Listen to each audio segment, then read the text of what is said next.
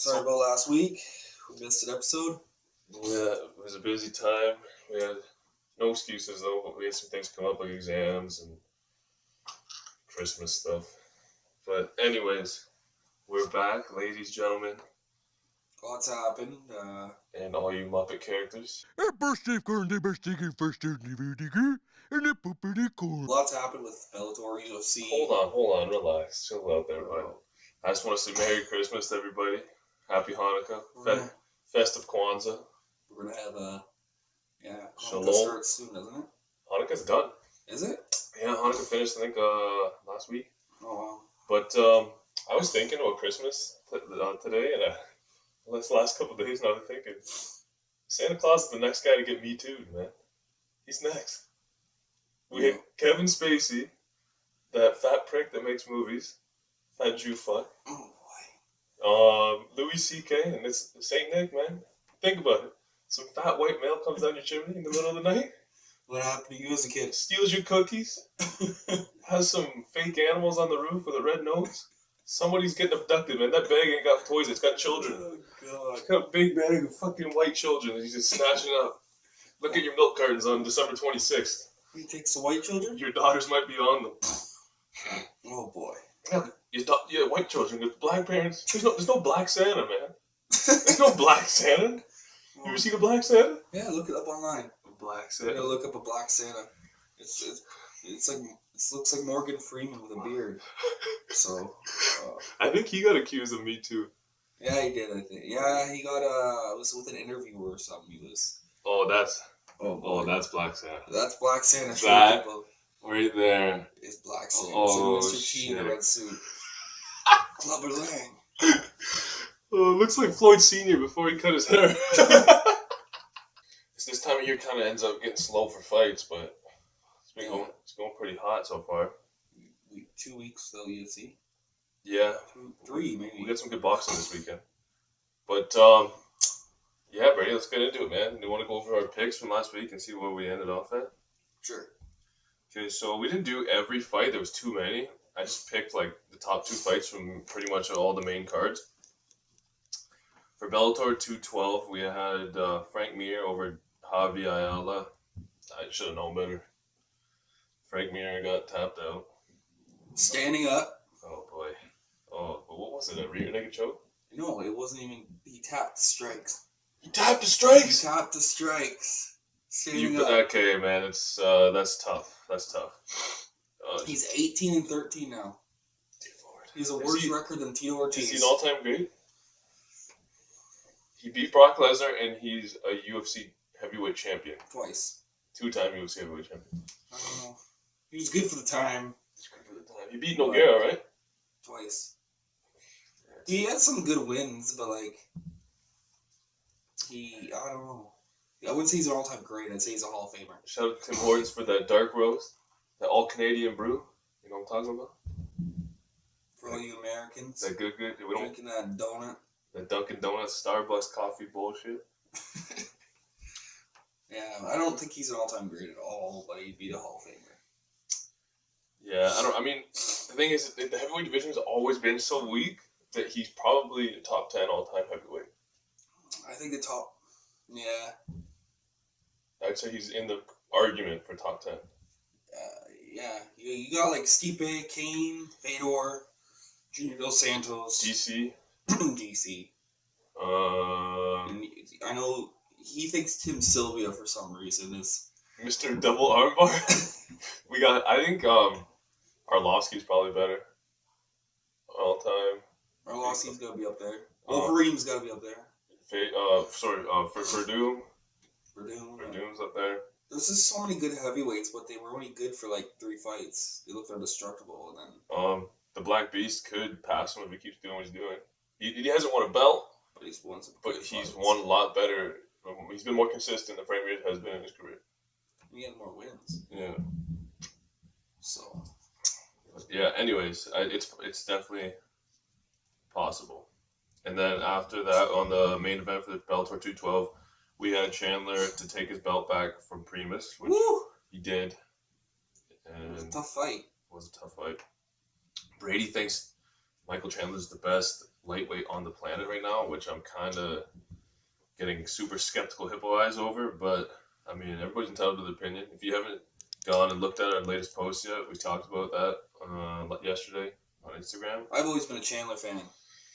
Yeah, but this is with your heart, bro. You got to think about this shit. I think that most of the top 10 the UFC would beat Chandler. Most of the top 10. Iaquinta and Lee, who just fought, both of them would beat him. The top 3, Khabib, Tony, Connor. Not taking him to beat any of them. Max Holloway's coming up. He's not going to beat Max Holloway. I mean, Max is going to be in the top 10 right away. He would beat Edson Barboza because he's a wrestler. Who else we got up there in the top 10? Who did Edson just fight? Dan Hooker. He's not in the top 10. But He was 14. He'd beat Pettis. Pettis would be a tough fight. I think he'd beat Pettis. I think he'd beat Pettis too. Pettis' wrestling has always been his downfall. He's not the best, but I mean, he'd be top 10. It was a nice post. Come on. There's a big difference. So you said the best. I do think he's the best, but I don't know. We got to see him in the UFC. He signed a big deal, man, to back the belt. I don't understand that. If they're paying you right, I mean, go do your thing. But if you want to be the best, you got to fight the best. At the end of the day, though, what would you rather have, a legacy or money? Money. Yes. Money over everything. And he's the poster boy there. 100%. He's the man. Him and Pico. Because he's only the guy, he's like one of the only guys who's been around that's stuck with Bellator. Yeah. You know what I mean? And they like him. Bellator is getting really good, though. Yeah, they got some good names. So is one. They're stealing the show with the 125-pound division. But anyway, so then the next day we had UFC on Fox 31, the final card, the farewell card to UFC on Fox. And we picked Charles Oliveira to beat Jim Miller, which he did. Revenge the loss. And we picked Kevin Lee to revenge a loss against Iaquinta, which surprisingly he didn't look great. No. Was it a bad weight cut? I think he's too big for the weight class. His energy kind of was zapped. He didn't look like his takedowns weren't there. His hands weren't crisp. He wasn't throwing good clean shots. Or maybe we're just realizing that Iaquinta's actually a really good fighter. Iaquinta looked like a fucking monster, man. The way he throws his shots is super awkward. From really far back, but he lands and he hits hard. You see Lee's face at the end of the fight? And he rocked Khabib. I don't know. It's one of those things where, I highly rate Iaquinta. After those last 2 fights, a full training camp with Iaquinta might have a chance against Khabib, too. Yeah. Well, I mean, he had a full training camp. He just wasn't training for Khabib. Yeah, exactly. Yeah. He's a good fighter. He's a monster, man. He was number 8 going into that, and Lee was number 4. I'm assuming he's going to go jump into the top 5. Easily. And Lee will probably drop out into the top 10. Yeah, I'd like to see Iaquinta and Khabib again, though. That's interesting. I don't know. Both of those guys are really good. I think Lee had an off night. It was a close fight. On Instagram, I think 60% of you guys thought that Iaquinta won and 40% thought Lee won. So I mean, it was pretty split. It was a lot of people were kind of torn by it, but I thought it was a clean Iaquinta win. I think the only round that was the swing round was the first round. The first round was kind of depending on who you gave that to the fight, basically. Yeah. Went to. And yeah, good fight. I'm glad they did that again. We had ESPN Plus on December 14th, so the Friday night. Gilberto Ramirez beat Jesse Hart for the second time. That was a really good fight. If you haven't checked that one out, take a look at that. To retain his WBO super middleweight title. Speaking of super middleweight titles, we had Canelo on DAZN on December 15th go up to super middleweight. Fight a pie, though. And he fucked you up, Rocky Fieldings. Damn! With those left hooks. Canelo over Fielding to get the WBA regular super middleweight title. And on the undercard, we picked Tevin Farmer to beat Fonseca. So I'm really high on Tevin Farmer, man. I don't know. Maybe it's just because this guy randomly one day follows me on Instagram. It brings people together. You're like, oh shit, I feel close. So right? Just like Iaquinta when you're talking shit to him about you close to him? Yeah. I feel like I talk shit to that guy now. That's true. It's kind of cool. Yeah. Bellator, we'll go back to the Canelo fight in a second. There's 2 Bellator. There's the Bellator 213 on December 15th. There was a lot of stuff going on this weekend. Way too much. We have Machida over Carvalho. Split decision. Yeah. Tough fight. What do you think? Carvalho's a good fight though. He's a hard fight for anyone, especially in the stand department. If you're standing with him, the guy's a huge striker. So. Who would you give the fight to? Machida. Machida? Yeah. We picked Ed Ruth, or I picked Ed Ruth. Brady thought Neiman Gracie was going to win. I thought Ed Ruth's wrestling was going to be just control and ground it and hold him there, basically. Ed Ruth's a monster wrestler. And Neiman won. Yeah. Did Neiman submit him? Yeah, submit him. Yeah. Stick around, I think. Shit. He's gonna submit a lot of people. Yeah. His stand-up's a little questionable. Yeah. Most Gracies are. Yeah. Can't strike for shit. And then the main event, Letourneau, made her. Hamilton girl. She made her Bellator debut, right? No, she's fought twice. She fought twice. Yeah. And we picked her to beat McFarlane, the reigning champ over there, and that's 115, right? Yeah. Strawweight champ. Wait. No, 125 flyweight. 125 flyweight. That I wasn't mad at the Hawaiian girl. She's kind of cute, man. Yeah, she's not too bad. Her tattoos a little bit much. Yeah. But she looked thick in all the right places. So I wasn't, it wasn't that frosty snowman thickness. You know what I'm talking about? That bloop, bloop, bloop. Oh shit! But yeah, and McFarlane submitted her. I think. Yeah, second round. Yeah. No, third round. That's third round. Yeah. I didn't watch that fight at all. Letourneau was looking good in the first 2 rounds. I was like, oh, okay, there's another one for the picks. But no, I'm pretty sure it was the third round.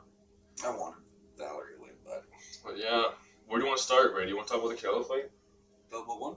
Do you want to talk about the Canelo fight a little bit? Or what? I didn't even watch it. I have no use for Canelo. I'm not a fan at all. Overrated. So, shout out to Canelo. Had to throw on the Canelo vs. Triple G shirt today, you know. That's my guy. Robbery shirt. He did something that only 10 other Mexican fighters have done in history, and that's claim 3 belts in 3 different divisions. He was the unified light middleweight champion, unified middleweight champion, and now he's the WBA super middleweight champion. It's a big deal. I know everyone hates on boxing for having a weight division every 1/3 of a pound. But, I mean, still, 154, 160, 168, not bad. Not bad. If he goes up again, it's going to be a big, he's going up to 178. No, wait. Fieldman was a big boy, 175. too. Huh? Fieldman's a big boy. Yeah, he's my height, he's 6'2". Yeah, he was big. That was a good matchup, though. Like, most people would be a bad matchup, but the way he uses his body shots, it's a good matchup. Oh my god. I mean, it's kind of a disgrace that those two are even in the ring together, to be honest. Like, why? It's because they wanted to give him another title. Yeah, he's wanted to steal his belt, but I mean, it's just not. I guess that he wanted to kick off his DAZN fights with a bang right before Christmas, get one in. Because he usually only fights twice a year, right? He only fights Cinco de Mayo and Mexican Independence Day weekend. Mm-hmm. So he's just like, all right, let's just throw a pie on at the end of the year and make his record more padded than that. That's right. At the end of the day, he can say he beat a world champion in another weight division. I know it was a shit win. It's kind of a disgrace they were in the ring together. But it happened. We'll look back in history and we'll say, oh, wow, 3-weight world champion. We're not going to be like, there's not going to be no asterisks beside that he beat Rocky Fieldings. History will cover up all of those minute details. It's like the Wilder Fury fight. No one's going to look back and be like, oh, but Fury actually won the fight. No, we look back and we see a draw. It's obviously, you know Absolutely. What I mean? No one remembers the fight after. No, after a couple of years, it's like, whatever, it is what it is. But I'm gonna show you guys what Canelo used to really just chew this man's ribs up and just serve up rib dinners all night. Me and Brady are gonna go over to a heavy bag and I'm gonna break it down for you. He used what's called a touch jab and reached around with the hook and dug behind the high guard.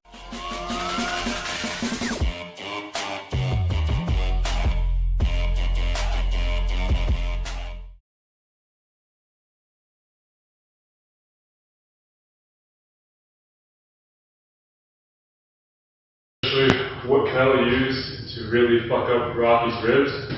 So like I said 2 weeks ago, in an episode 2 weeks ago, he used what's called a touch jab. Many ways to use the jab. So what he's doing was to get close to his opponent and get him to put a high guard up like this, you're just throwing a very light jab to the head, which would cause Rocky Fieldings to bring his hands from an offensive stance to his temples to try to cover up and protect his head from the jab and a straight right that's usually going to follow behind him. So you throw a 1 or 2 touch jabs and then step over with his lead foot, which you have to bring your weight onto your lead leg, which puts all of your power on your left side, like that, and the left foot falls behind it. So in real time it looks like, and by doing so, that little bit of a weight transfer causes your shoulder to come towards your opponent, which protects you on this side, loads up your lead leg, looks like a spring. You put all your power into your lead hip, and then you release it. Let's push it back. So, just like that. Touch jab, left hook to the body. And then, once you got Fieldings' hands down, you got to think about the hook to the body. He's going touch jab. Looks like he's going to put his weight onto the lead leg, but instead of stepping up, just a little dip. And then a lead uppercut. So, touch, bam, slow. And by doing that, you can mix up from head body. You kill the body, and head will fall. Me and Brady are very, very different on this subject. Canelo's one of my favorite fighters. But I'm a Triple G fan.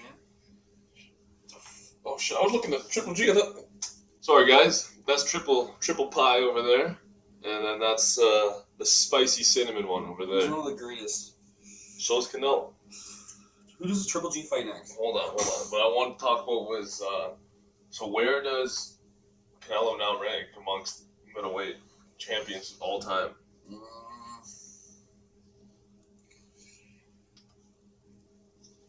He has to be one of the greatest body punchers we've ever seen. He has to.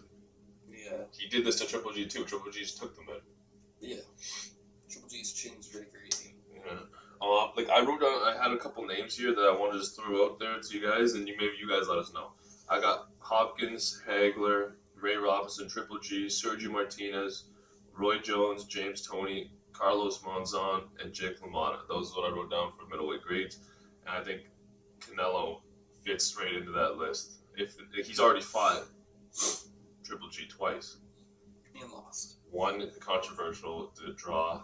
They're both controversial. And the second one, I don't think it's very controversial, but that's my opinion. I mean, okay, let's go over that. Hopkins, you'd give Hopkins a hell of a fight. Hopkins would win though in prime. You think in prime Hopkins would beat him? Oh yeah, absolutely. Ray Robinson would beat him. We're talking about the best of all time. Really? Ray Robinson's a monster. Roy Jones, who I think is the best of all time. Most people rate Ray Robinson the best of all time. I rate Roy Jones the best of all time. I'm not going to touch Roy Jones. You don't put Roy Jones in fantasy matchups because it's just like, it's a cheat code. It's like when you use Grand Theft Auto cheat codes, you have all the guns and the tank and shit. You know, he's the tank from Grand Theft Auto. You don't use the tank. Well, that's the only thing we agree on, I think. Which is really rare. One of the greatest and most underrated middleweights of all time, Sergio Maravilla Martinez. Shout out to Sergio. You remember Sergio? Yeah, you get the knock. Petey Williams. If you guys don't know, look up Sergio Martinez versus Paul Williams 2. Paul Williams. Yeah, the first fight, one of the greatest middleweight fights I've ever seen. The second fight, brutal. Dear Lord, one of the most violent knockouts. Have you ever seen Marquez knock out Pacquiao in their fourth? Was it their fourth fight? Yeah, fourth fight. That was good, but this knockout is absolutely insane, vicious. Now I don't know. I don't know if you can put Sergio even on the list right now because he was injured most of his career. Do you know what Sergio's record was?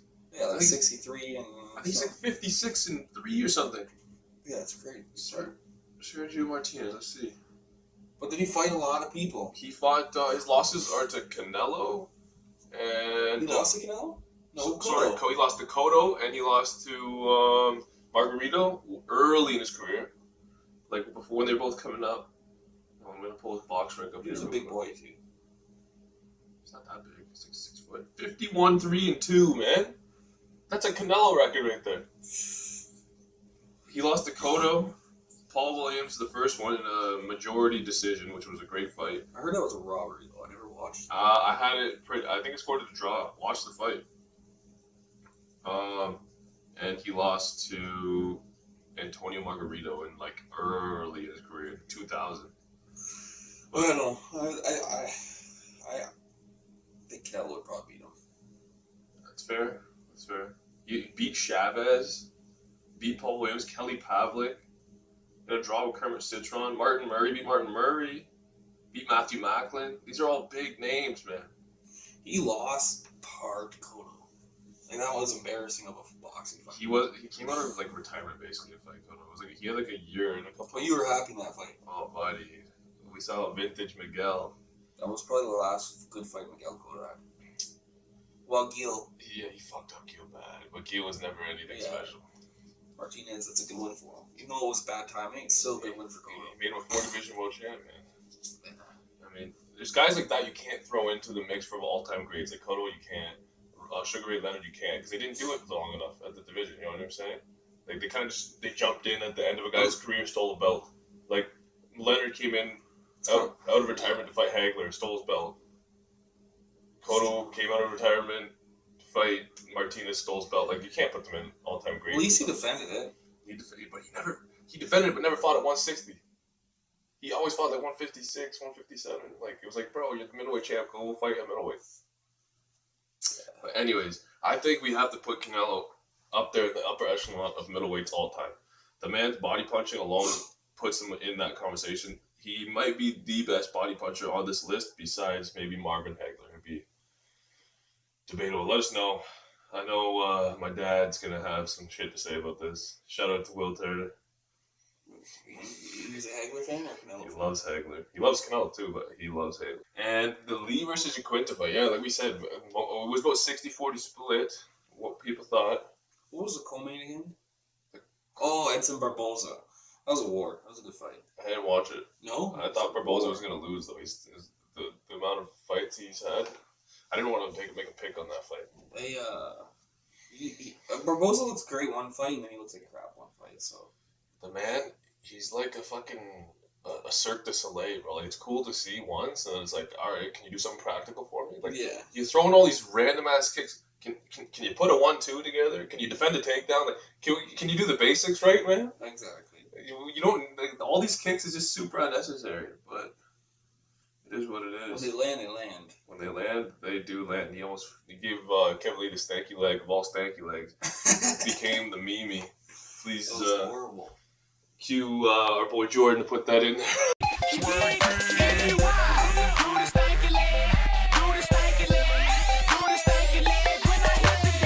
If you could put in the stanky leg to show the people, that'd be great. The Kevin Lee stanky leg. Kevin Lee stanky. Oh my god, that was hilarious. But that's pretty much sums up the weekend. I mean, I don't want to go over every single fight in detail. It was a good weekend of fights. We checked them out. What do you think? Yeah, it was a decent week with them. Next week we'll cover the John Jones fight since we got 2 weeks without cards from UFC. So Yeah. If you haven't checked yet, look at Instagram. We got a countdown started for the return of the King, aka Johnny Bones Jones. I'm not a fan, yeah, right. but I do rate him number one. Oh, he's easily number one. He's the GOAT. I mean, with or without steroids, I still think he's the GOAT. Maybe don't use all the dick pills out there, but like, is what it is. The man's gotta get laid though. Like, come on. If you're 28 years old, you can't get a hard-on harder than this Tim Hortons cup here. Same circumference, all kinds of girth. You want the Tim Hortons cup girth? Yeah, John Jones ain't for you. All right, it's gym time. Hold on, man. We gotta talk about the week. Oh yes. What the fuck are you talking about? Don't jump the gun, my man. Jump the gun. Well, we got some fights this weekend. You know who makes his professional debut? Oh, I didn't even think there was fights this week. That's why. Yeah, you know who makes his professional debut? Who's that? Tommy Fury, Tyson's little brother's fights this weekend. Oh boy. It's gonna be interesting. We got Carl Frampton is fighting to defend his belt. He'll win. Will he? Yeah, he's only lost once. and it's a controversial loss. We got the Charlo twins. Oh yeah, the Bill Charles. Headlining a card. They're not really fighting anyone. No, they're fighting like top 10 competition, but they're not. I mean, they're both gonna knock them out. It's just let's go into the new year with a win, with a smash. Reese is picking Tony Harrison to beat the little Charlo Jermel. Well, Jermel's not as good, right? It's not as good, but I mean, Tony Harrison has his chin is not zero chin. He's getting chinned. He'll get out of there. And Jamal Charlo will have Willie Monroe. They're both gonna knock them out. Oh, Willie Monroe.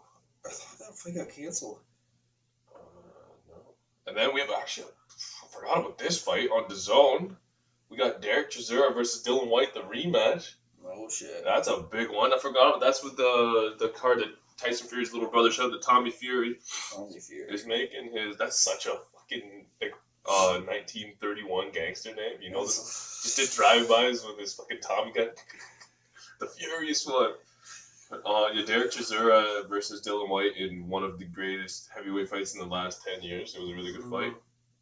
When are the Jermel the brothers going to get some recognition? Like, they're both undefeated. When they have a notable win. Think about it. Like Austin Trout? No, Austin Trout's a notable win for Canelo because he was undefeated when Canelo fought him. You know what I'm saying? After Canelo beat him, everyone beat him. Both Charles beat Trout. Lara beat Trout. Canelo beat Trout. It's like they feed him to these top guys. Herb beat Trout. Like how many title fights can a guy get? That's true. He just has a little bit of a name, right? He just has a name because he has a name because he beat my boy Miguel. Yeah. Unfortunately, that's his only notable win. You don't like Austin Trout, eh? I hated him after he beat Miguel Cotto, but then I started to give him a little bit of respect, and then now I've lost a lot of that respect. See him beat anyone?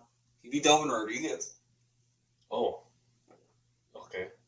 Anyways, who do you got, Brady? White or Chisora in the rematch? White. White by. Do you think it's gonna go to decision again?